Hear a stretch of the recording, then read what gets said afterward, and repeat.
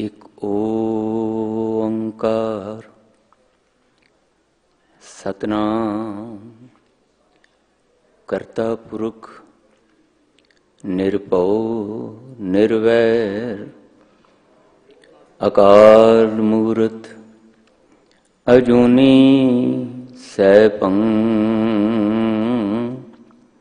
गुर प्रसाद। मैं नाही कछौ नहीं किछ आहे न मोरा अवसर लज्जा राख ले हो सदना जन तोरा। जागत जोत सतगुरु धन धन श्री गुरु ग्रंथ साहिब पातशाह जी की पावन हजूरी विच अष्टम बलबीरा धन श्री गुरु हरकृष्ण साहिब पातशाह जी के पावन चरण छो प्राप्त पवित्र स्थान गुरुद्वारा श्री बंगला साहिब विखे सुभायमान अते समूह देश विदेश विच गुर शब्द दा लाहा माणन दे लई जुड़ बैठे समूह गुरमुख प्यारे सत्संगी जनों, अमृत के दाते सरबंस दानी धन गुरु गोबिंद सिंह साहिब पातशाह जी की बख्शिश कीती हुई गुरफतेह सांझी करिए जी। वाहिगुरु जी का खालसा वाहिगुरु जी की फतेह। साहिबां दे पावन दरबार विच अमृत वेले दे दीवान अंदर अमृत कीर्तन दे प्रवाह तो उपरंत चल रही लड़ीवार गुरु शब्द विचार विच तीसरे पातशाह धन श्री गुरु अमरदास जी महाराज दे पावन मुखारबिंद तो उचारण किए हुए श्लोक 12 ते वधीक विचों अमृत बचन गुरु सवारे सिंह साहब भाई रणजीत सिंह जी मुख ग्रंथी होरां पासों श्रवण कीते। इन्हां पावन बचनां दे विच धन गुरु अमरदास साहब महाराज ने अपने रूहानी अनुभव विचों वाहिगुरु जी की कृपा नाल मनुख तो गुरमुख बने हुए वडभागी पुरुषों के जीवन के लक्षण उन्हां दी मनो अवस्था का जिक्र किया है। नाल ही ये भी समझाउण की बख्शिश की है कि मनुख इस गुरमुख अवस्था की प्राप्ति किवें कर सकता है, किवें किसी खुशकिस्मत इंसान नूं ये गुरमुखताई की आनंददायक सदीवी आनंद बख्शण वाली अवस्था प्राप्त किवें होंदी है। गुरमुख प्यारिओ, असी हड्ड मास के पुतले मनुख कहाउण वाले अपने जीवन दे विच परमपिता परमात्मा वालों मिली हुई ये पंज भूतक काया अते इस काया विच शरीर विच मिलिया होया मन बुद्धि याद शक्ति भुलण शक्ति विचार शक्ति इन्हां सारियां दे सुमेल नाल जिसनों असीं जीवन आखदे हां, मनुखा जीवन आखदे हां, इसनों माणदे होए जीवन सफर तय करदे हां। लेकिन जिमें जिमें असीं इस मनुखा सफर दे विच अगे तुरदे हां, भावें साडा जन्म साडे जीवन की होंद इको तरीके नाल ही वाहिगुरु जी दे हुक्म विच होंद विच आउंदी है, पर जदों असीं ये मनुखा दे धारण कर लैने हां ते उस सफर दे विच फिर साडा इको जिहा जीवन नहीं रह जांदा। उस जीवन दे विच वखरियां वखरियां अवस्थावां ते फिर वखरे वखरे नतीजे साडे जीवन विचों देखण नूं मिलदे ने। उन्हां ਅਵਸਥਾਵਾਂ ਔਰ ਨਤੀਜਿਆਂ ਦੇ ਆਧਾਰ ਤੇ ਹੀ ਗੁਰੂ ਸਾਹਿਬ ਨੇ ਮਨੁੱਖ ਨੂੰ ਦੋ ਸ਼੍ਰੇਣੀਆਂ ਵਿੱਚ ਵੰਡ ਦਿੱਤਾ। ਦੋ ਪੱਖਾਂ ਤੋਂ ਸਾਹਿਬ ਜੀ ਨੇ ਮਨੁੱਖ ਦੇ ਜੀਵਨ ਨੂੰ ਵਿਚਾਰਿਆ ਤੇ ਸਾਡੇ ਮਨੁੱਖ ਕਹਾਉਣ ਵਾਲਿਆਂ ਦੇ ਸਵਾਸਾਂ ਦੇ ਭਲੇ ਵਾਸਤੇ ਉਹਨਾਂ ਨਤੀਜਿਆਂ ਨੂੰ, ਉਹਨਾਂ ਅਵਸਥਾਵਾਂ ਨੂੰ ਬਿਆਨ ਕਰਦੇ ਆ ਸਾਨੂੰ ਸੁਚੇਤ ਕੀਤਾ ਹੈ ਕਿ ਮਨੁੱਖ ਕਹਾਉਣ ਵਾਲਿਓ, ਹੁਣ ਪਰਮ ਪਿਤਾ ਪਰਮਾਤਮਾ ਵੱਲੋਂ ਮਿਲੀ ਹੋਈ ਵਿਚਾਰ ਸ਼ਕਤੀ, ਸਮਝ ਸ਼ਕਤੀ ਦੇ ਆਧਾਰ ਤੇ ਫੈਸਲੇ ਤੁਸੀਂ ਲੈਣੇ ਨੇ ਕਿ ਕਿਸ ਤਰ੍ਹਾਂ ਦੀ ਅਵਸਥਾ ਵਿੱਚ ਤੁਸੀਂ ਜੀਵਨ ਬਤੀਤ ਕਰਨਾ ਹੈ ਤੇ ਕਿਸ ਤਰ੍ਹਾਂ ਦੇ ਨਤੀਜਿਆਂ ਦੇ ਭਾਗੀ ਤੁਸੀਂ ਬਣਨਾ ਹੈ। ਇਹ ਤੁਹਾਡੇ ਉੱਤੇ ਹੈ। ਤੁਹਾਨੂੰ ਪਰਮਾਤਮਾ ਨੇ ਬੁੱਧੀ ਦੇਤੀ, ਯਾਦ ਸ਼ਕਤੀ ਦੇਤੀ, ਵਿਚਾਰ ਸ਼ਕਤੀ ਦੇਤੀ, ਨਿਰਣਾ ਕਰਨ ਦੀ ਤਾਕਤ ਤੁਹਾਨੂੰ ਦੇਤੀ। ਹੁਣ ਤੁਹਾਡੇ ਉੱਤੇ ਹੈ ਕਿ ਤੁਸੀਂ ਇਹਨਾਂ ਮਿਲੀਆਂ ਹੋਈਆਂ ਤਾਕਤਾਂ ਨੂੰ, ਸਮਰੱਥਾ ਨੂੰ ਵਰਤਣਾ ਕਿਵੇਂ ਹੈ। ਕਿੰਨੇ ਕੁ ਸੁਚੇਤ ਹੋ ਕੇ ਤੇ ਕਿੰਨੇ ਕੁ ਅਚੇਤ ਹੋ ਕੇ ਤੁਸੀਂ ਇਹਨਾਂ ਸਮਰੱਥਾਵਾਂ ਨੂੰ ਵਰਤਦੇ ਹੋ, ਇਹ ਤੁਹਾਡੇ ਉੱਤੇ ਨਿਰਭਰ ਕਰਦਾ ਹੈ। ਤੇ ਫਿਰ ਨਤੀਜੇ ਵੀ ਤੁਹਾਡੇ ਜੀਵਨ ਵਿੱਚ, ਤੁਹਾਡੇ ਹੀ ਜੀਵਨ ਢੰਗ ਦੇ ਰਾਹੀਂ ਸਾਹਮਣੇ ਆਉਣੇ ਨੇ।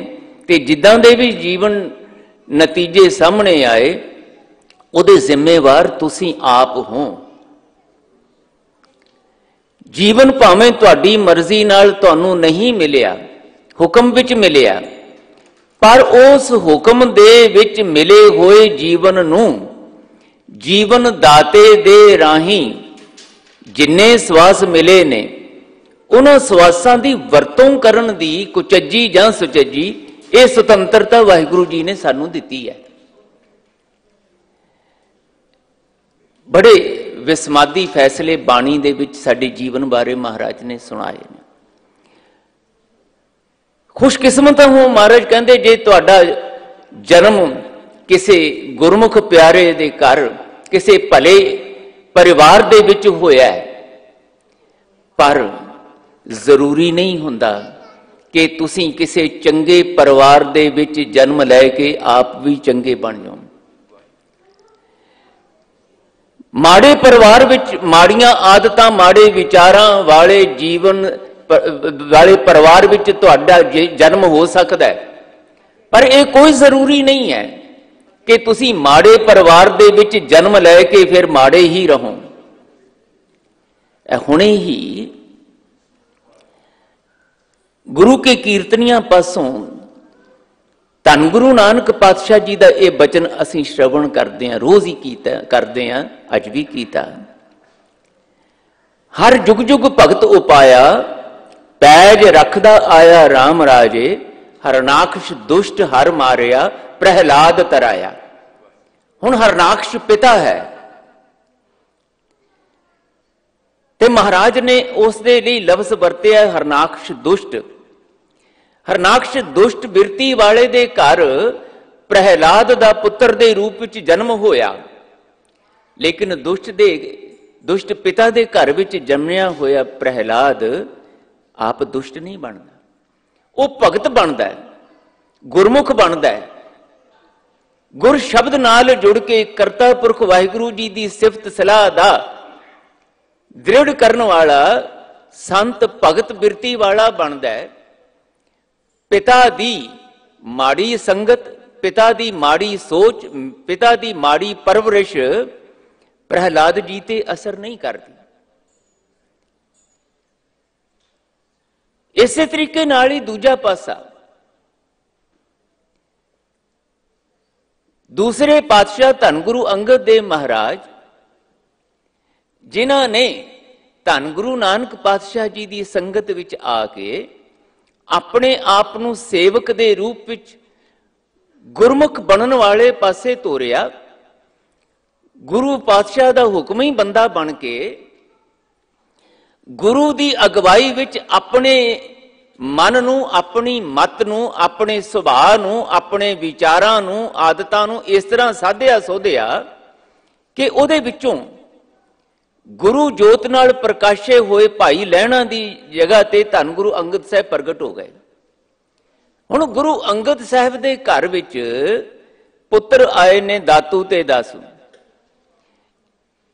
ਪਰ ਪਿਤਾ ਦੀ ਸੰਤ ਬਿਰਤੀ ਦਾ ਅਸਰ ਪੁੱਤਰਾਂ ਨੇ ਨਹੀਂ ਕਬੂਲਿਆ। ਉਹ ਧੰਨ ਗੁਰੂ ਅੰਗਦ ਦੇਵ ਮਹਾਰਾਜ ਵਾਂਗ ਗੁਰੂ ਨਾਨਕ ਪਾਤਸ਼ਾਹ ਦੀ ਬਖਸ਼ੀ ਹੋਈ ਬਾਣੀ ਦੇ ਲੜ ਨਹੀਂ ਲੱਗੇ। ਬਾਣੀ ਪਿਤਾ ਕੋਲੋਂ ਸੁਣਦੇ ਰਹੇ, ਪਿਤਾ ਨੂੰ ਬਾਣੀ ਦੇ ਅਨੁਸਾਰ ਜੀਵਨ ਜਿਉਂਦਿਆਂ ਔਰ ਉਸ ਬਖਸ਼ਿਸ਼ ਦਾ ਪਾਤਰ ਬਣਦਿਆਂ ਦੇਖਦੇ ਰਹੇ ਨੇ, ਲੇਕਿਨ ਖੁਦ ਪਿਤਾ ਦੇ ਪੂਰਨਿਆਂ ਤੇ ਨਹੀਂ ਚੱਲ ਸਕੇ। ਮੈਂ ਬੇਨਤੀ ਇਹ ਕਰ ਰਿਹਾ ਸੀ, ਖੁਸ਼ਕਿਸਮਤੀ ਹੈ ਜੇ ਸਾਡਾ ਸਿੱਖਾਂ ਦੇ ਘਰ ਵਿੱਚ ਜਨਮ ਹੋਇਆ। ਖੁਸ਼ਕਿਸਮਤੀ ਹੈ ਇਸ ਗੱਲ ਦੀ ਕਿ ਜੇ ਉਹ ਸਿੱਖ ਕਹਾਉਣ ਵਾਲਾ ਪਰਿਵਾਰ ਸੱਚੀ ਮੁੱਚੀ ਗੁਰੂ ਦੇ ਸ਼ਬਦ ਦੇ ਲੜ ਲੱਗ ਕੇ ਸਿੱਖ ਮਾਤਾ ਪਿਤਾ, ਸਿੱਖ ਪਤੀ ਪਤਨੀ ਬਣਨ ਵਾਲੇ ਪਾਸੇ ਤੁਰਿਆ ਹੋਇਆ। ਪਰ ਇਹ ਕੋਈ ਜ਼ਰੂਰੀ ਨਹੀਂ ਹੈ ਕਿ ਉਹਨਾਂ ਦੇ ਘਰ ਵਿੱਚ ਪੈਦਾ ਹੋਣ ਵਾਲੇ ਧੀਆਂ ਪੁੱਤਰ ਉਹ ਵੀ ਉਸੇ ਤਰੀਕੇ ਦੀ ਸੰਤ ਬਿਰਤੀ, ਗੁਰਮੁਖ ਬਿਰਤੀ ਦੇ ਧਾਰਨੀ ਬਣ ਸਕਣ। ਦਾਤੂ ਦਾਸੂ ਨਹੀਂ ਬਣ ਸਕੇ।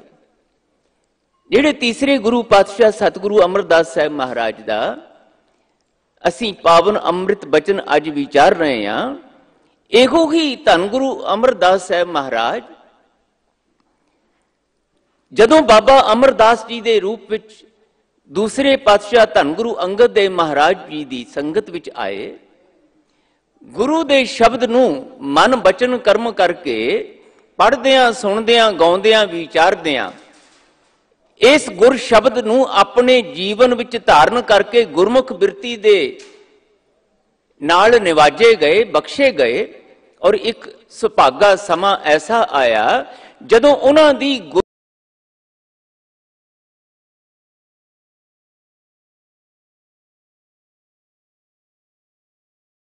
ਗੁਰਮੁਖਤਾਈ ਵਾਲੀ ਗੁਰ ਸ਼ਬਦ ਨਾਲ ਨਾਮ ਸਿਮਰਤ ਗੱਦੀ ਦੇ ਉੱਤੇ ਬਿਰਾਜਮਾਨ ਕਰਕੇ ਆਪ ਮੱਥਾ ਟੇਕਿਆ, ਉਹਨਾਂ ਦੀ ਕਾਲ ਕਮਾਈ ਨੂੰ ਨਮਸਕਾਰ ਕੀਤੀ। ਇਹੋ ਹੀ ਗੁਰੂ ਅਮਰਦਾਸ ਪਾਤਸ਼ਾਹ ਜਿਹੜੇ ਦਾਤੂ ਦਾਸੂ ਤੋਂ ਬਾਅਦ ਗੁਰੂ ਅੰਗਦ ਦੇਵ ਮਹਾਰਾਜ ਜੀ ਦੀ ਸੰਗਤ ਵਿੱਚ ਆਏ।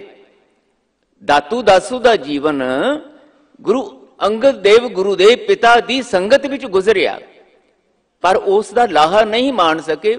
ਬਾਬਾ ਅਮਰਦਾਸ ਜੀ ਨੇ ਉਸ ਸੰਗਤ ਦਾ ਲਾਹਾ ਮਾਣਿਆ ਤੇ ਬਖਸ਼ਿਸ਼ ਦੇ ਪਾਤਰ ਬਣ ਗਏ। ਨਤੀਜਾ ਸਾਡੇ ਸਾਹਮਣੇ ਇਤਿਹਾਸ ਨੇ ਦੱਸਿਆ ਕਿ ਜਦੋਂ ਗੁਰੂ ਅਮਰਦਾਸ ਪਾਤਸ਼ਾਹ ਗੁਰਤਾ ਗੱਦੀ ਤੇ ਬਿਰਾਜਮਾਨ ਹੋਏ, ਦਾਤੂ ਦਾਸੂ ਕੋਲੋਂ ਬਰਦਾਸ਼ਤ ਨਹੀਂ ਹੋਇਆ। ਆਪਣੇ ਅੰਦਰ ਦੀਆਂ ਉਹ ਵਿਕਰਤ ਬਿਰਤੀਆਂ ਕਰਕੇ, ਕ੍ਰੋਧ, ਈਰਖਾ, ਹੰਕਾਰ ਕਰਕੇ ਭਰੇ ਦਰਬਾਰ ਵਿੱਚ ਜਿੱਥੇ ਅੱਜ ਧੰਨ ਗੁਰੂ ਗ੍ਰੰਥ ਸਾਹਿਬ ਪਾਤਸ਼ਾਹ ਪ੍ਰਕਾਸ਼ਮਾਨ ਨੇ, ਅਸੀਂ ਸਾਰੇ ਉਹਨਾਂ ਦੀ ਹਜ਼ੂਰੀ ਵਿੱਚ ਸਿੱਖ ਰੂਪ ਵਿੱਚ ਜੁੜ ਬੈਠੇ ਹਾਂ। ਇਸੇ ਤਰ੍ਹਾਂ ਹੀ ਉਸ ਵੇਲੇ ਵੀ ਗੁਰੂ ਅਮਰਦਾਸ ਪਾਤਸ਼ਾਹ ਇੱਥੇ ਪ੍ਰਕਾਸ਼ਮਾਨ ਬਿਰਾਜਮਾਨ ਸੀਗੇ ਤੇ ਇਦਾਂ ਹੀ ਗੁਰਸਿੱਖ ਸੰਗਤਾਂ ਬੈਠੀਆਂ ਸੀ ਤੇ ਭਰੇ ਦਰਬਾਰ ਵਿੱਚ ਦਾਤੂ ਨੇ ਆ ਕੇ ਲੱਤ ਮਾਰੀ। ਇਤਿਹਾਸ ਸੁਣਿਆ ਨਾ ਆਪਾਂ ਨੇ। ਮੈਂ ਬੇਨਤੀ ਸਿਰਫ ਇਸ ਕਰਕੇ ਇਹ ਇਤਿਹਾਸ ਵਿੱਚੋਂ ਆਪ ਜੀ ਦੇ ਚਰਨਾਂ 'ਚ ਕਰ ਰਿਹਾ ਸੀ ਕਿ ਅੱਜ ਜਿਸ ਗੁਰਮੁਖਤਾਈ ਦੀ ਅਵਸਥਾ ਵੱਲ ਸਤਿਗੁਰੂ ਗੁਰੂ ਅਮਰਦਾਸ ਸਾਹਿਬ ਸਾਡਾ ਧਿਆਨ ਦਿਵਾਉਂਦੇ ਨੇ, ਉਸ ਦਾ ਮਕਸਦ ਇਹ ਹੈ ਕਿ ਅਸੀਂ ਇਹ ਮਨੁੱਖਾ ਜਨਮ ਪ੍ਰਾਪਤ ਕਰਨ ਤੋਂ ਬਾਅਦ ਕੁਝ ਇਸ ਤਰ੍ਹਾਂ ਦੀ ਸੋਚ ਵਿੱਚ, ਕੁਝ ਇਸ ਤਰ੍ਹਾਂ ਦੀ ਮਨੋ ਅਵਸਥਾ ਵਿੱਚ, ਕੁਝ ਇਸ ਤਰ੍ਹਾਂ ਦੇ ਫੁਰਨਿਆਂ ਵਿੱਚ, ਵਿਚਾਰਾਂ ਵਿੱਚ ਆਪਣਾ ਜੀਵਨ ਗੁਜ਼ਾਰਨ ਦੇ ਲਈ ਸੁਚੇਤ ਹੋਈਏ, ਜਿਹੜਾ ਜੀਵਨ ਸਾਨੂੰ ਗੁਰਮੁਖਤਾਈ ਦੀ ਅਵਸਥਾ ਵਿੱਚ ਲਿਜਾ ਕੇ ਗੁਰੂ ਦੀ ਬਖਸ਼ਿਸ਼ ਦਾ ਪਾਤਰ ਬਣਾਵੇ। ਗੁਰੂ ਉਪਦੇਸ਼ ਰਾਹੀਂ ਸਾਨੂੰ ਕਰਤਾ ਪੁਰਖ ਵਾਹਿਗੁਰੂ ਜੀ ਦੀ ਗੁਣਗਾਨ ਵਾਲੀ, ਸਿਫਤ ਸਲਾਹ ਵਾਲੀ ਅਵਸਥਾ ਦੇ ਵਿੱਚ ਲਿਜਾ ਕੇ ਵਾਹਿਗੁਰੂ ਜੀ ਦੀ ਬਖਸ਼ਿਸ਼ ਦਾ ਪਾਤਰ ਬਣਾਵੇ ਤੇ ਵਾਹਿਗੁਰੂ ਜੀ ਦੀ ਬਖਸ਼ਿਸ਼ ਨਾਲ ਅਸੀਂ ਉਸ ਸਦੀਵੀ ਆਨੰਦ ਦੇ ਭਾਗੀ ਬਣ ਸਕੀਏ ਜਿਸ ਦੀ ਸਾਨੂੰ ਸਾਰਿਆਂ ਨੂੰ ਲੋੜ ਹੈ। जिस दी साडे सारियां दे अंदर इच्छा। मैं बार बार हमेशा ये बेनती करदा अपने आप नूं शामिल करके, मेरे समेत आपां सारे ही छोटे वड्डे अमीर गरीब इस्त्री पुरुष सारे ही आनंदमई अवस्था दे विच जिउणा लोचदे हां जी। अज बसंत दी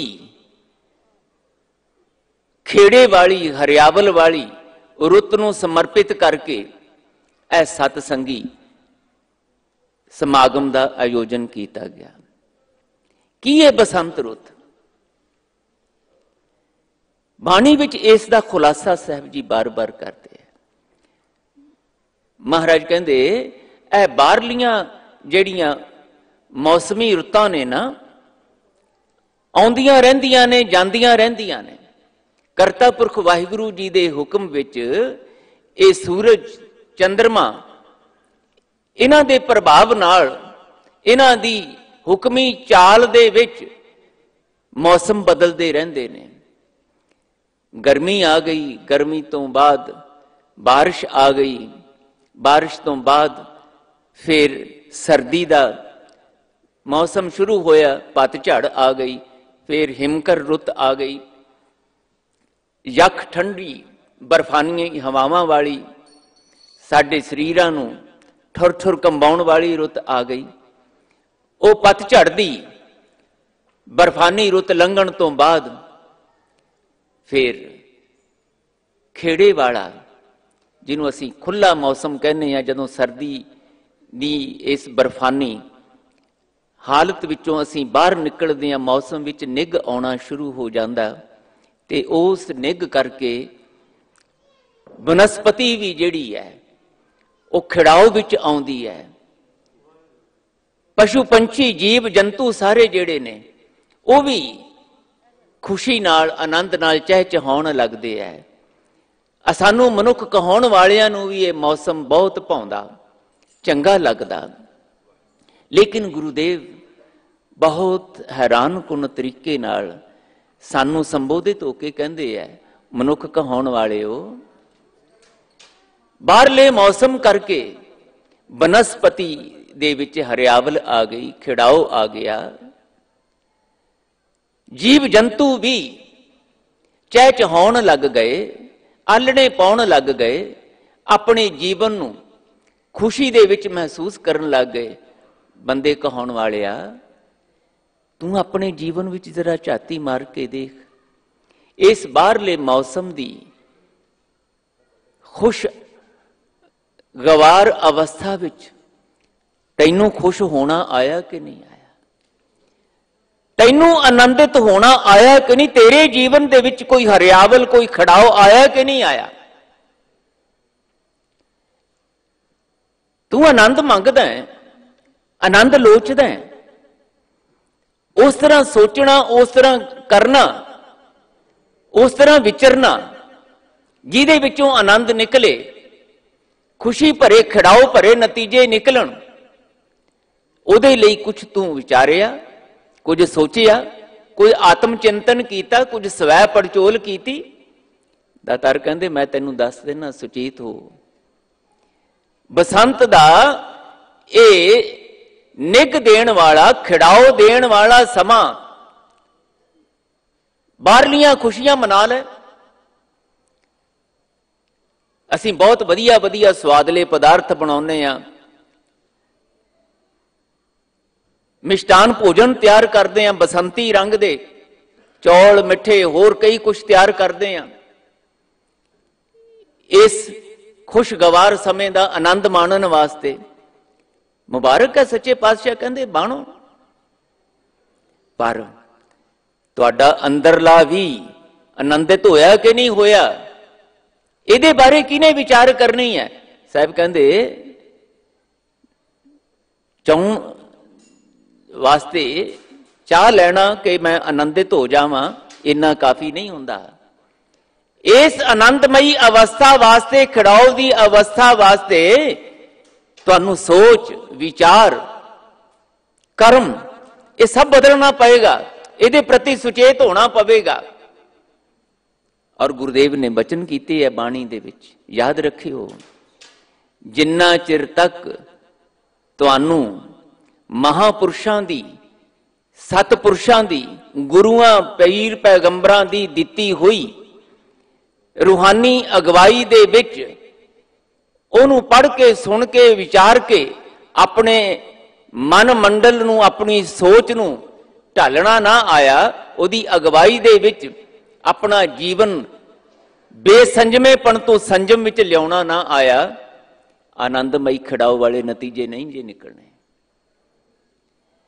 पातशाह ने बचन कीता बाणी दे विच, जेही रुत काया सुख तेहा, तेहो जेही देही, नानक रुत सुहावी साई, बिन नामे रुत केही। साहब कहंदे मौसम आउंदे ने, साडे शरीर ते उन्हां दा प्रभाव पैंदा है, शरीर ते प्रभाव पैंदा है ते असीं उहदे इलाज लभ लैने आ। बहुत ज्यादा ठंड होई, असीं गर्म कपड़े पा के उस ठंड तो बचण दा ढंग लभ लैने आ, घरां नूं निघे कर लैने आ, जिथे जिथे विचरदे आ उन्हां अस्थानां नूं निघे करन दा, गरमैश वाले बनाउण दा यतन कर लैने आ, ढंग लभ लैने आ। गर्मी आ जांदी है, ठंडक वाले साधन वरत लैने आ, काया नूं सुख मिल गया। मौसम के अनुसार जदों असीं उद्यम उपराले कर ले, पर साहब जी कहंदे कदी इस गल नूं विचारिया कि मौसम की तब्दीली नाल तुहाडे मन की अवस्था जिहड़ी है उह च फर्क पिया। बाहरली गर्मी दी ते तुसीं इलाज लभ लए, साधन लभ लए ठंडक वाले, बाहरली सर्दी दे इलाज साधन लभ लए तुसीं निघ वाले, पर जिहड़ी अंदर मन दे विच विकारां दी, तुहाडे दिमाग नूं, तुहाडे मन नूं बर्फ वांग चीड़ा कर देण वाली, सख्त कर देण वाली, कठोर कर देण वाली अवस्था है, उहदा इलाज लभ्या। कदी काम ने तुहानूं इन्ना कठोर बना दिता, कदी क्रोध ने, कदी हंकार ने, कदी तुहाडे लोभ ने, कदी तुहाडी खुद गर्जी वाली बिरती ने, ईर्खा वाली बिरती ने तुहानूं इन्ना कठोर बनाता कि तुसीं सामने वाले बंदे नूं बंदा ही नहीं समझदे। बेसंजमे होके, अवेसले होके मरण मराउण तक दीयां गल्लां करदे हो। ते बाहरले ठंडक दे इलाज, बाहरले गरमैश दे इलाज शरीर नूं ते सुख दे देणगे, मन नूं कित्थों सुख मिलेगा। उत्थे ते महाराज कहंदे मन अंधे को मिले सजाए। ये अन्ना होया होया, बेसंजमा अज्ञानी होया होया तुहाडा मन, बेमुहार होया होया, बेलगाम होया होया मन, इनू आनंद नहीं जे लभना। ते जे मन दे पद्धर ते तुहानू आनंदित होना ना आया, शरीर दे आनंद ने बना के छका दिओ। इस शरीर नू तुसीं चंगे चंगे स्वादले भोजन, बसंती रंग दे भोजन छका दिओ, अंदर नहीं जे खेड़ वापरनी। ये ते उदों ही वापरनी है। महाराज कहंदे तिस बसंत जिस प्रभ कृपाल, तिस बसंत जिस गुरदयाल, जिहदे उत्ते सतगुरु जी दी दया हुंदी है, जिस दे उत्ते वाहिगुरु जी दी किरपा हुंदी है, उहदे जीवन विच अंदरूनी बसंत आउंदी है, उहदे जीवन विच अंदरूनी खड़ाओ आउंदा है, उहदे जीवन दे विच अंदरला विकारां करके बनिया होया उजाड़ापन वो मुकदा है, सुनसान मुकदी है। ते वो आप भी आनंदित होंदा है ते दूजियां नूं भी आनंदित करदा है। इस करके सच्चे पातशाह कहंदे ने, पहल बसंत है आगमन तिसका करो विचार। आ गया बसंत दा समा ते आ गया, मौसम आ गया, बाहर ते सब कुछ खिड़ाओ च नजर आ रहा है, पर कदी अंदर दी भी विचार करो कि तुहाडे अंदर आया कि नहीं आया। अंदर तुसीं रोंदे धोंदे चिंतातुर होके कल्प दे जीवन बतीत कर रहे हो कि किवें आनंद विच, सच्ची मुच्ची आनंद विच। तां महाराज ने आखिया, नानक तिना बसंत है जिस घर वसिया कंत,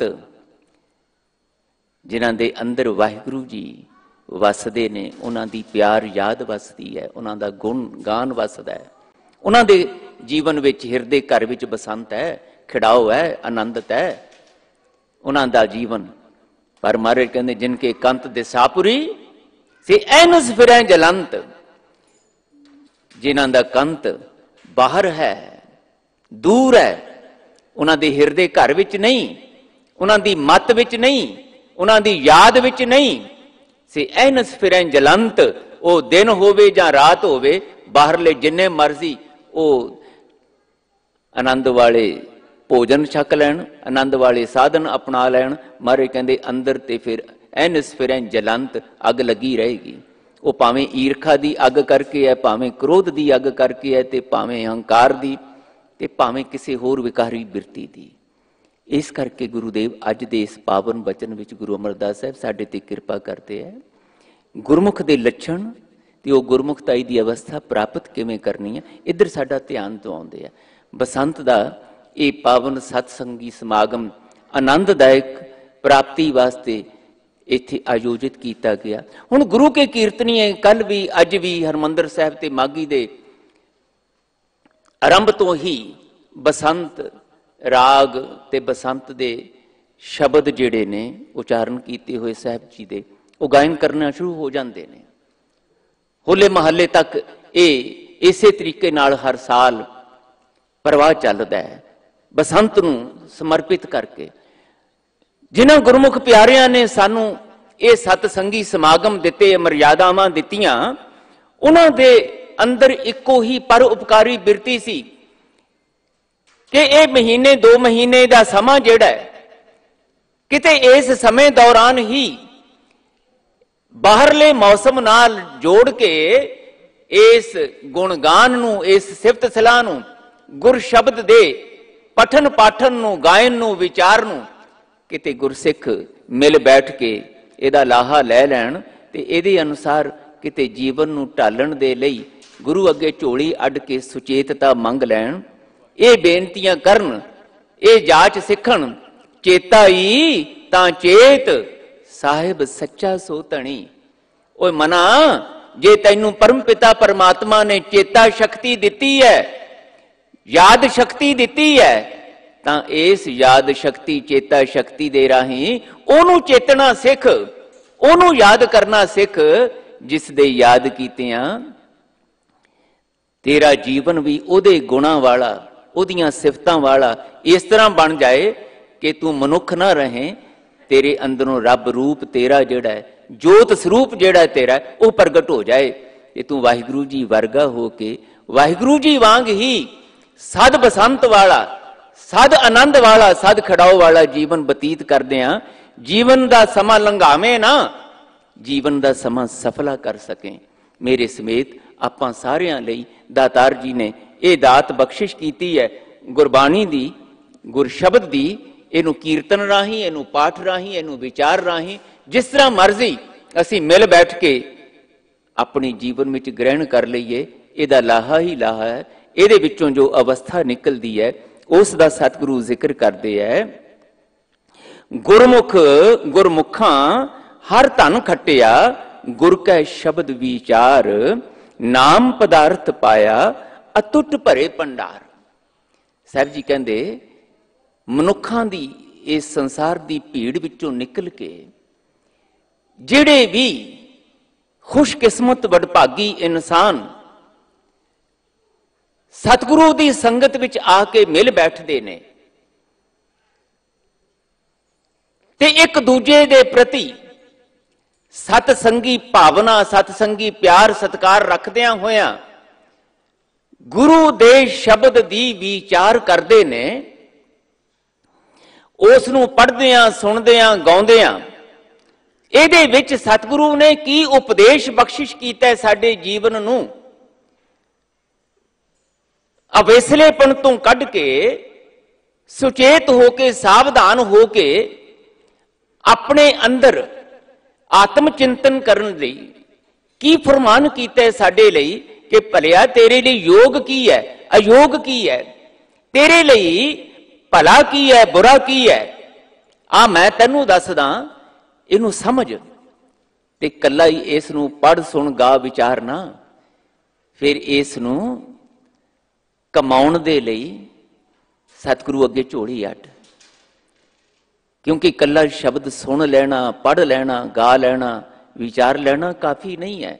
उत्ते मैं पहला बेनती की थी कि दातू दासू गुरु अंगद साहब दे पुत्र वो भी तो अपने गुरुदेव पिता कोलों रोज सुनते ही होणगे ना। अपने पिता नू गुरु नानक साहब दी संगत करदियां देखते ही होणगे ना।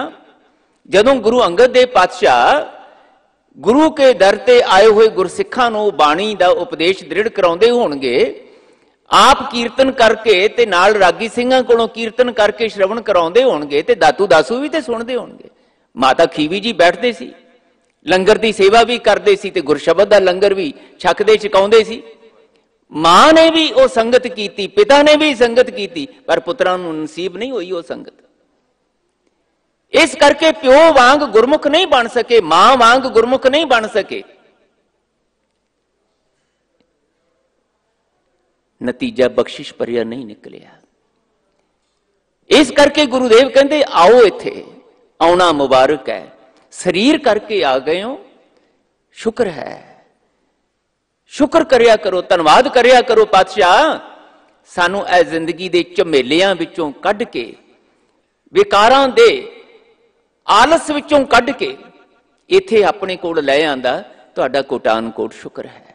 ये सत्संगी घड़ियां सानू बख्शिश कीतियां। पर दातार जी जे इत्थे लै आंदा शरीर करके, हुण एक बख्शिश जरूर कर दिओ, सुमत देवो संत प्यारे, सिमरो नाम मोहे निस्तारे। दाता जीओ हुण शरीर करके ही तुहाडे कोल बैठण दी अवस्था ना रहे, ये शरीर तो सुरती दी अवस्था दा सतसंगी लाहा बख्श दिओ। साडी मत दे उत्ते पए होए विकारी प्रभाव नूं दूर करके इहदी जगह ते अपने शब्द दा प्रभाव साडे उत्ते पा दिओ पातशाह। जिवें तुहाडे उत्ते गुरु अमरदास गुरु अंगद देव महाराज दी बाणी दी संगत करके तुहाडी मत दे उत्ते भावें 60 साल दी उम्र तो बाद ही होया, तुहाडी मत ते गुरु दे शब्द ने असर कीता ना, ते उस शब्द दी मत उत्ते पए हुए प्रभाव दी संगत करके तुसीं दुनिया दीयां निगाहां विच अमरू निथावे नहीं रहे, निथावियां दे थाव बन गए, निताणियां दे ताण निआसरियां दे आसरे बन गए। पातशाह असीं उस अवस्था ते भावें ना पहुंच सकीए, पर तुहाडे दास तुहाडे सिख सेवक उन्हां दे चरनां दी धूड़ ही किते साडे मस्तक ते लग के साडे मस्तक दी मत दी अवस्था बदल देवे। इत्थे आके महाराज कहंदे बेनती करनी सिखो गुरु कोलों, उत्तम मत मेरा हृदय तू आओ, उत्तम मत मेरा हृदय तू आओ, ध्यावो गावो गुण गोविंदा, अत प्रीतम मोहे लागे। पातशाह मैनू एहो जी मत मेरे अंदर दृढ़ करनी सिखा दिओ, मैं तुहाडे कोलों ये मंगा, उत्तम मत मेरा हृदय तू आओ, कृपा निध बसो हृदय हर नीत, तैसी बुद्ध करो प्रगासा, लागै प्रभ संग प्रीत। पातशाह मेरी बुद्धि नू इस तरह प्रकाशमान कर दिओ, प्रकाशित कर दिओ अपने शब्द दे इस चानण नाल कि इहदे विचों दुनियावी विकारी बिरतियां वाले फुरने ना उठण, ਉਹ ਵਿਚਾਰ ਨਾ ਉੱਠਣ, ਉਹਦੀ ਜਗ੍ਹਾ ਤੇ ਗੁਰ ਸ਼ਬਦ ਦੀ ਵਿਚਾਰ ਦੇ ਰਾਹੀਂ, ਤੁਹਾਡੀ ਸਿਫਤ ਸਲਾਹ ਦੇ ਰਾਹੀਂ ਇਹ ਗੁਣਗਾਨ ਵਾਲੇ ਫੁਰਨੇ ਉੱਠਣ, ਸਤ ਸੰਗੀ ਵਿਚਾਰ ਉੱਠਣ, ਤਾਂ ਕਿ ਮੈਂ ਉੱਠਦਿਆਂ ਬੈਠਦਿਆਂ ਜਦੋਂ ਤੁਹਾਡੇ ਕੋਲੋਂ ਇੱਥੋਂ ਜਾਵਾਂ, ਕਾਰੋਬਾਰ ਕਰਾਂ, ਕੋਈ ਨੌਕਰੀ ਕਰਾਂ, ਕੋਈ ਹੋਰ ਕੰਮ ਕਾਜ ਕਰਾਂ, ਤੇ ਮੈਨੂੰ ਇਹ ਕਾਮ ਕ੍ਰੋਧ ਲੋਭ ਮੋਹ ਅਹੰਕਾਰ ਦੇ ਕਰਕੇ ਨਹੀਂ, ਇਹ ਗੁਣਾਂ ਦੇ ਪ੍ਰਭਾਵ ਵਿੱਚ ਜਿਉਣਾ ਆ ਜਾਏ, ਤੇ ਮੈਂ ਆਪਣੇ ਸਵਾਸਾਂ ਦਾ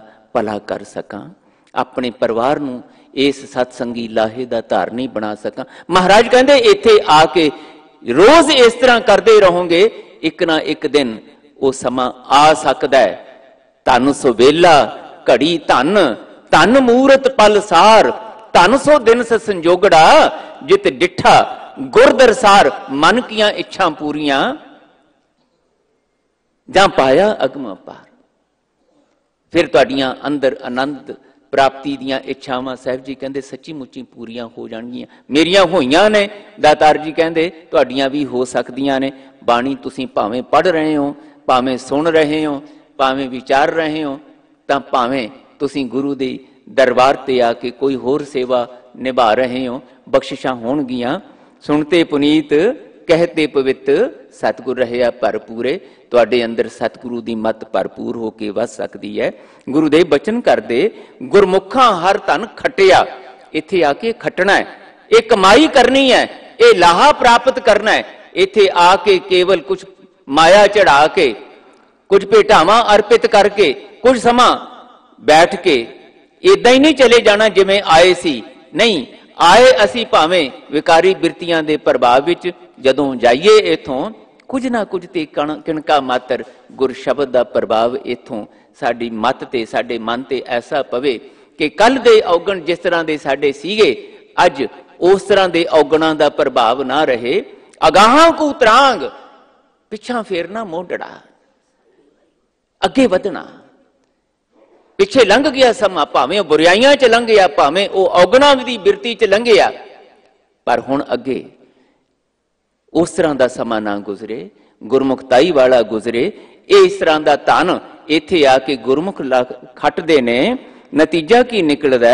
ਨਾਮ ਪਦਾਰਥ ਪਾਇਆ ਅਟੁੱਟ ਭਰੇ ਭੰਡਾਰ। ਉਹਨਾਂ ਦਾ ਜੀਵਨ ਅਨੰਤ ਅਨੰਤ ਬਖਸ਼ਿਸ਼ਾਂ ਭਰੇ ਗੁਣਾਂ ਦੇ ਖਜ਼ਾਨੇ ਦਾ ਅਧਿਕਾਰੀ ਬਣਨ ਦੇ ਵਿੱਚ ਗੁਜ਼ਰਨ ਲੱਗਦਾ ਹੈ। ਭਾਵ ਗੁਰੂ ਸ਼ਬਦ ਦੀ ਵਿਚਾਰ ਦੇ ਰਾਹੀਂ ਉਹਨਾਂ ਨੂੰ ਵਾਹਿਗੁਰੂ ਜੀ ਦੀ ਸਿਫਤ ਸਲਾਹ ਦਾ ਪਤਾ ਹੀ ਨਹੀਂ ਲੱਗਦਾ, ਵਾਹਿਗੁਰੂ ਜੀ ਦੀ ਮਹਿਮਾ ਦਾ ਹੀ ਪਤਾ ਨਹੀਂ ਲੱਗਦਾ, ਬਲਕਿ ਉਸ ਮਹਿਮਾ ਦਾ, ਉਸ ਸਿਫਤ ਸਲਾਹ ਦਾ ਉਹਨਾਂ ਦੀ ਮੱਤ ਵਿੱਚ, ਉਹਨਾਂ ਦੇ ਮਨ ਵਿੱਚ ਪ੍ਰਵਾਹ ਚੱਲਣ ਲੱਗ ਜਾਂਦਾ ਹੈ।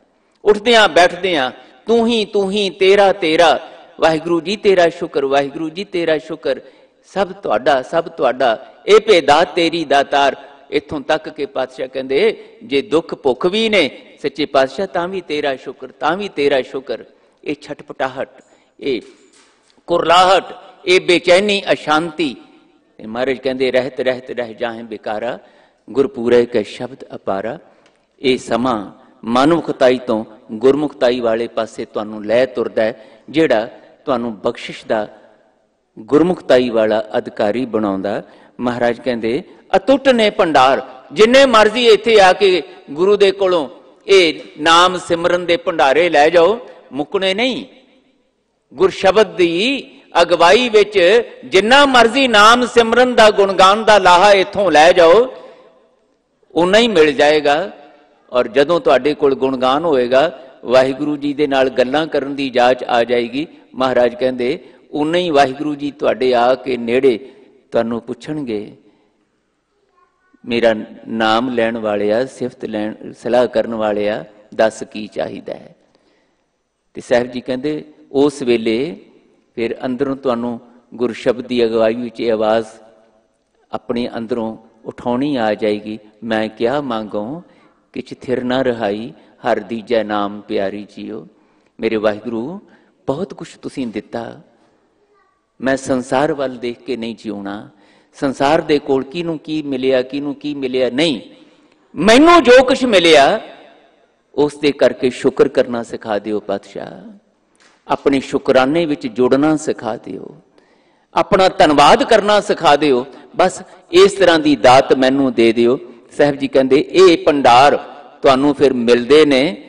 ਤੇ ਜਦੋਂ ਮਿਲਦੇ ਹੈ, ਵਾਹਿਗੁਰੂ ਜੀ ਆ ਕੇ ਮਿਲਦੇ ਆ, ਇਦਾਂ ਮਿਲਦੇ ਹੈ ਜਿਵੇਂ ਪਹਿਲਾਂ ਕਿਸੇ ਨੂੰ ਨਹੀਂ ਮਿਲੇ। ਇਹੀ ਪੜ੍ਹਦੇ ਆ ਨਾ ਜੀ ਰੋਜ਼, ਸਾਹਿਬ ਮੇਰਾ ਨੀਤ ਨਵਾਂ ਸਦਾ ਸਦਾ ਦਾਤਾਰ। ਜਦੋਂ ਕਿਸੇ ਨੂੰ ਮਿਲਦੇ ਆ ਨਾ ਸਤਿਗੁਰੂ ਵਾਹਿਗੁਰੂ ਜੀ, ਉਹ ਇਦਾਂ ਮਿਲਦੇ ਆ ਜਿਵੇਂ ਬਿਲਕੁਲ ਨਵੇਂ ਨਕੁਰ, ਪਹਿਲੀ ਵਾਰੀ ਕਿਸੇ ਨੂੰ ਮਿਲੇ। ਉਹ ਸਦਾ ਹੀ ਦਾਤਾਰ ਨੇ। ਉਹਨਾਂ ਦੇ ਦਾਤਾਰ ਹੋਣ ਦਾ ਅਹਿਸਾਸ ਕਰਨਾ ਆ ਜਾਏ ਗੁਰ ਸ਼ਬਦ ਦੀ ਅਗਵਾਈ ਵਿੱਚ, ਤੇ ਫਿਰ ਦਾਤਾਂ ਤੇ ਮਹਾਰਾਜ ਕਹਿੰਦੇ ਅਟੁੱਟ ਭਰੇ ਭੰਡਾਰ ਉਹ ਤੁਹਾਡੇ ਵਾਸਤੇ ਹੀ ਨੇ।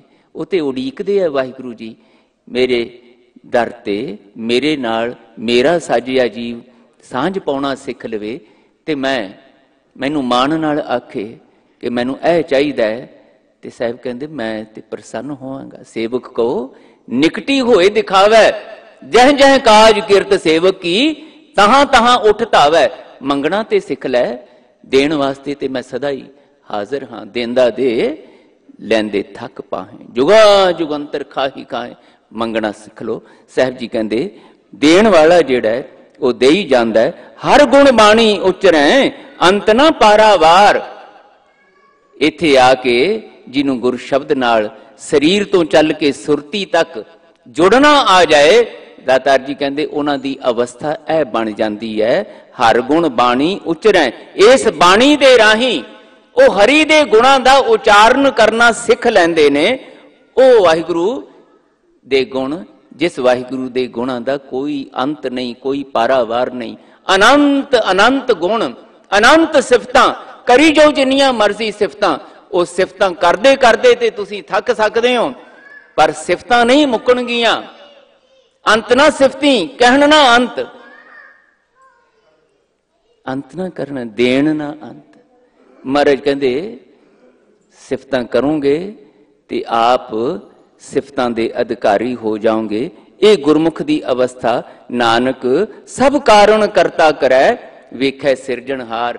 एक दिन ऐसा आउंदा है, ऐसी सुमत मिलती है गुरु की संगत विचों, गुरु के शब्द की विचार की सांझ विचों, कि अंदरों शिकवे नहीं उठते, बल्कि जिस तरह की भी जीवन विच घड़ी आवे, उथे इक्को ही गल अंदर आउंदी है कि जो हो रहा है मेरे करता पुरख वाहिगुरु जी दे राही कीता होया हो रहा है।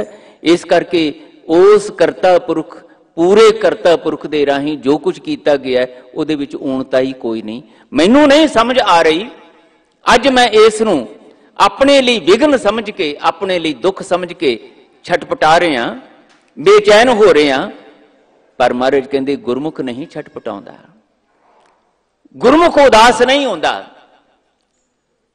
गुरमुख बेचैन नहीं होंदा, क्योंकि उसनूं गुरु दे शब्द राही, गुरु दा हुक्म ही बंदा बन के वाहिगुरु जी दे हुक्म दे विच, वाहिगुरु दी हुक्मी रजा विच चलण दी समझ भी आ जाती है ते समर्था भी मिल जाती है। इसे दा ही नतीजा साहब जी कहते ऐ निकलदा है, गुरमुख अंतर सहज है, मन चढ़िया दसवें आकाश। बड़ा विस्मादी बचन है गुरु प्यारियो। दसवां आकाश, आकाश तो इको ही है,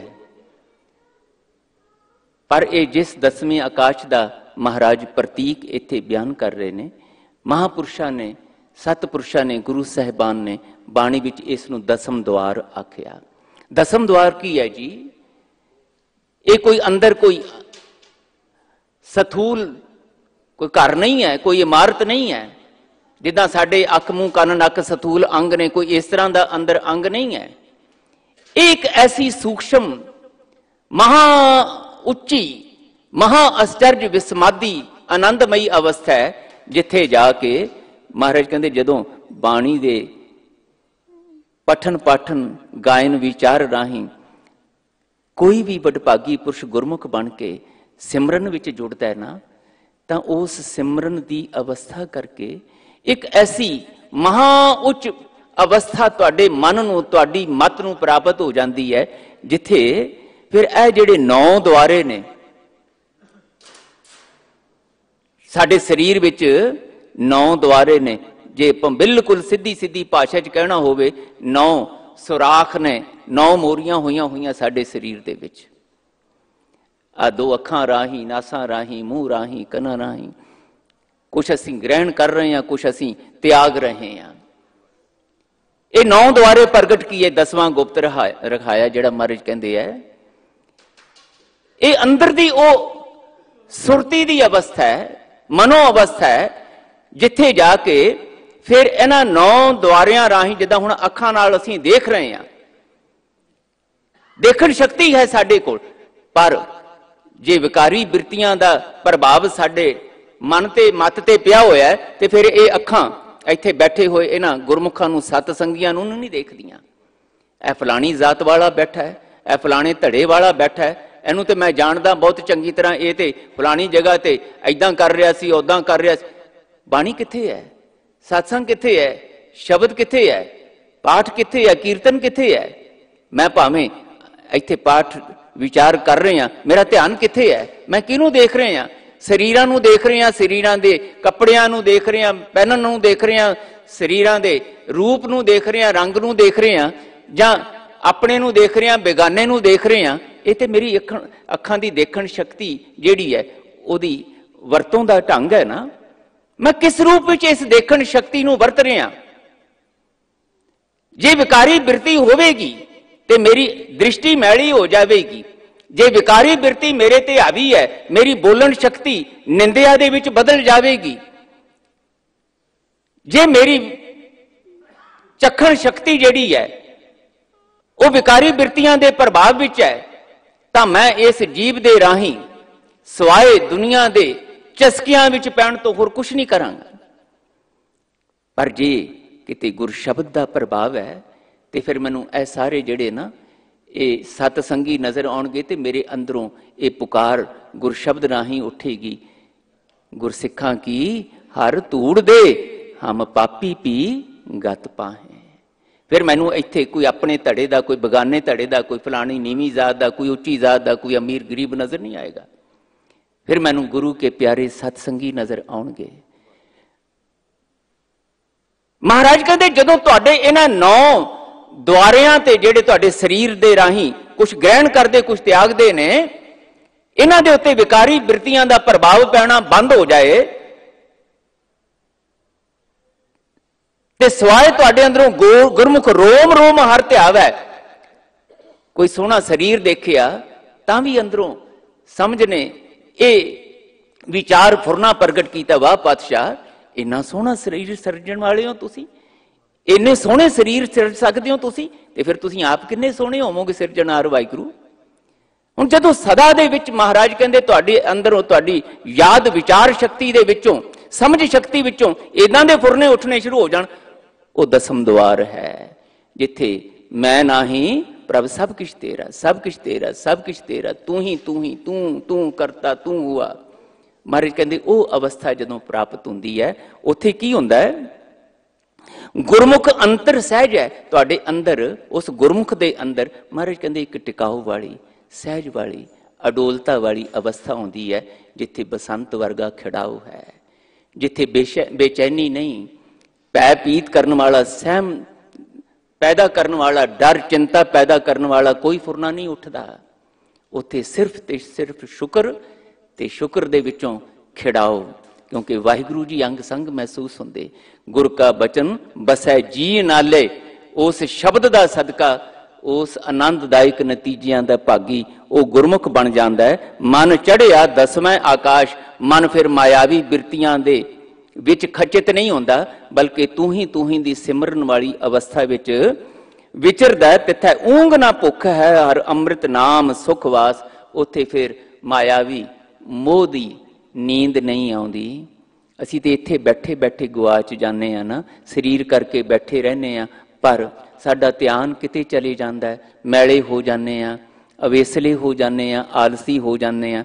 ते महाराज कहंदे जदों तुहानूं गुर शब्द राही सिमरन विच अपने मन नूं, अपनी मत नूं टिकाउणा आ जांदा है, तिथे ऊंग ना भुख है, ना उत्थे मायावी बिरतियां वाली नींद रहिंदी है, ना उत्थे दुनियावी भुखां तुहानूं तंग करदियां ने। हर अमृत नाम सुखवास, बस अमृत नाम दा प्रवाह उत्थे चलदा है ते तुहाडा जीवन बसंत वाली, खिड़ाओ वाली, हरियावर वाली, आनंद वाली अवस्था विच चले जाता है, वासी हो जाता है। नानक दुख सुख व्यापत नहीं, जिथे आत्म राम प्रगास।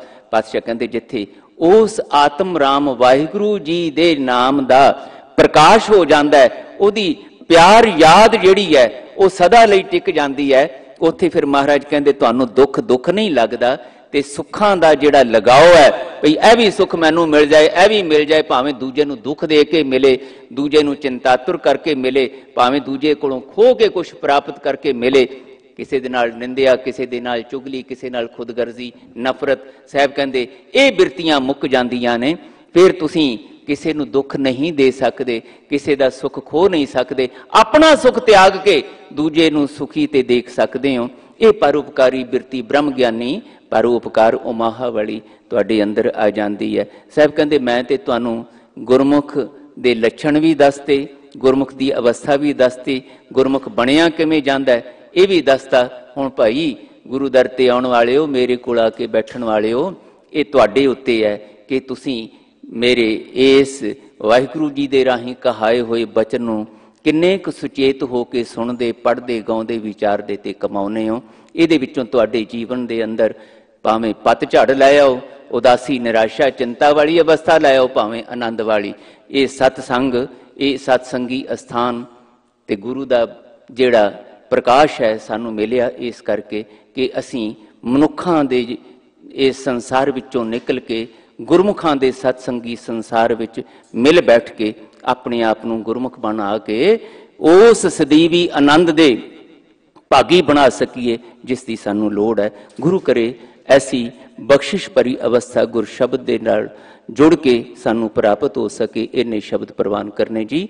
ਭੁੱਲਾਂ ਚੁੱਕਾਂ ਦੀ ਖਿਮਾ ਫਤਿਹ ਬੁਲਾਓ। ਵਾਹਿਗੁਰੂ ਜੀ ਕਾ ਖਾਲਸਾ, ਵਾਹਿਗੁਰੂ ਜੀ ਕੀ